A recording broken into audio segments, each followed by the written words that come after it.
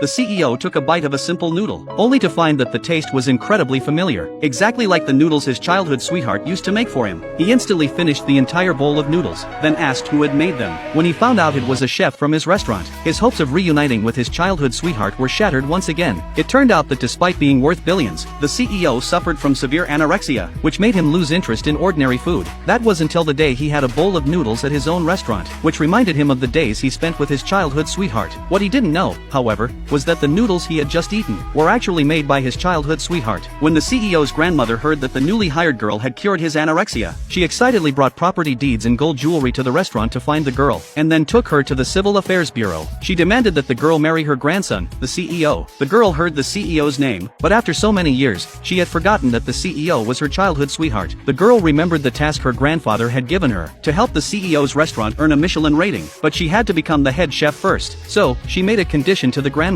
The grandmother immediately called the restaurant manager, and ordered him to promote the girl to head chef. To complete her grandfather's task, the girl found herself, inexplicably, married to the CEO. When the CEO found out, he was furious, because in his heart, he only loved his childhood sweetheart, not realizing that the girl was the one he had been searching for. The girl excitedly arrived at the restaurant, only to be met with disdain by the manager. The manager mistook a well-dressed intern for the CEO's wife, and immediately promoted this imposter to head chef. The girl, dissatisfied, revealed that she was the granddaughter of a culinary master, and had to be head chef to help the restaurant with its Michelin review, but everyone treated her like a joke. The imposter thinks the girl is a liar just like her, and became even bolder in pretending to be the CEO's wife, asking the manager to keep her identity a secret. She lied, claiming that she and the CEO didn't want their marriage to be exposed in public, to please the CEO's wife. The manager made things difficult for the girl at every turn. Even when the girl insisted that she was the real CEO's wife, the manager refused to believe her. Just then, the CEO walked into the restaurant, and the moment he saw the girl, he felt an overwhelming sense of familiarity. He encouraged her to do her best in the competition that day. To prove her skills as a near-master chef, the girl decided to make a soup she had made as a child. When the CEO tasted the soup,